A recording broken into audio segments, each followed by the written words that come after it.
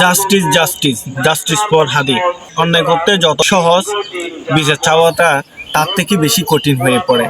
আজকে হাদি মরে গেল, প্রায় 9-10 দিন হচ্ছে, হয়তো এর থেকে বেশিও হতে পারে।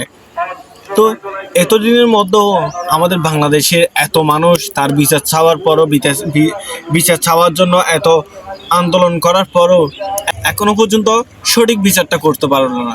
তাকে তাকে মাথার মধ্যে মেরে হত্যা করেছে।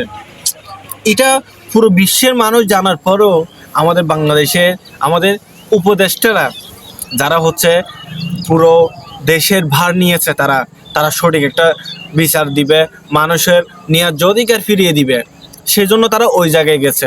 আজকে একজন বলছে যে শুনলাম যে 90 দিনের মধ্যে হাদির বিচার করবে। হাস্যকর ব্যাপার না? আপনারা বলছিলেন আসিয়ার বিচার করবেন, আসিয়াকে যখন দর্শন করা হয়েছিল আপনারা বলছেন যে আসিয়ার বিচার করবে 90 দিনের মধ্যে। সে ভাইরাল জিনিস হারিয়ে গিয়েছে বাঙালি সে বিচার চাওয়ার লোকও। আপনারা বিচার দিতে পারেননি, সে আসিয়ার বিচার কোথায় কেউ জানে না। দীপু হত্যা হয়েছে, কে ধর্ম অবমাননা করছে বলে গুজব ছড়িয়ে তাকে হত্যা করা হয়েছে, তার বিচার হয়েছে? হয়নি। কেন হয়নি? কারণ আমাদের আইন প্রশাসন সবগুলো বুকের মধ্যে কলা নিয়ে বসে আছে, সেজন্য। এখন অনেকে আমাকে গালি দিবেন, আমার বিপক্ষে লেগে যাবেন, এটা স্বাভাবিক।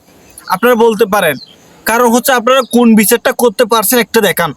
না জুলাইয়ের বিচার করেছেন, না জুলাইয়ের পর থেকে এত দর্শন, এত খুন, এত হত্যা হয়েছে, এগুলোর বিচার করেছেন? কিছু করেছেন? কোন একটা জিনিস দেখান যে আপনারা বিচার করেছেন, আমরা দেখতে চাই। যখন প্রথম আলো আর স্টার যখন ভেঙে ফেলেছে, আপনার তার বিচার করেছেন রাতের মধ্যে, তাহলে আজকে এত হত্যার বিচার হলো না কেন? আজকে ওই ওসমান হাদির বিচার হলো না কেন? বলতে পারবেন? প্রশ্নগুলোর উত্তর দিতে পারবেন? আমি জানি পারবেন না, কারণ আপনাদের ওই মুখটা নেই, আপনাদের বিচার করার ক্ষমতাও হয়তো নেই। আমি মাঝে মাঝে ভাবি, অন্যায়ের বিপক্ষে সবাই থাকবে, দল মত সবাই মিলে বিচার চাইবেন। বিচার চাইতে সমস্যা কি? সেটা যে দলের হোক, সবাই মিলে সেই বিচারটা করেন, তাহলে না আমরা বুঝবো এই বাংলাদেশকে আপনারা সুন্দর একটা শাসন ব্যবস্থা তৈরি করতে পারবেন। আপনারা সবাই একজন অপরের সাথে লাগিয়ে এরকম করে চলতেছে চাক্কাস, যেন বাংলাদেশটা একটা হচ্ছে কি নাটক মঞ্চ হয়ে পড়েছে। কখনো জানি না এই বাংলাদেশে সঠিক বিচারটা পাবো কিনা, কখনো পাই নাই। সময় যেটা গেছি এটা তো বলুন না, এখন বলুন আমরা কোনো হত্যার বিচার পাচ্ছি না, পাইনি।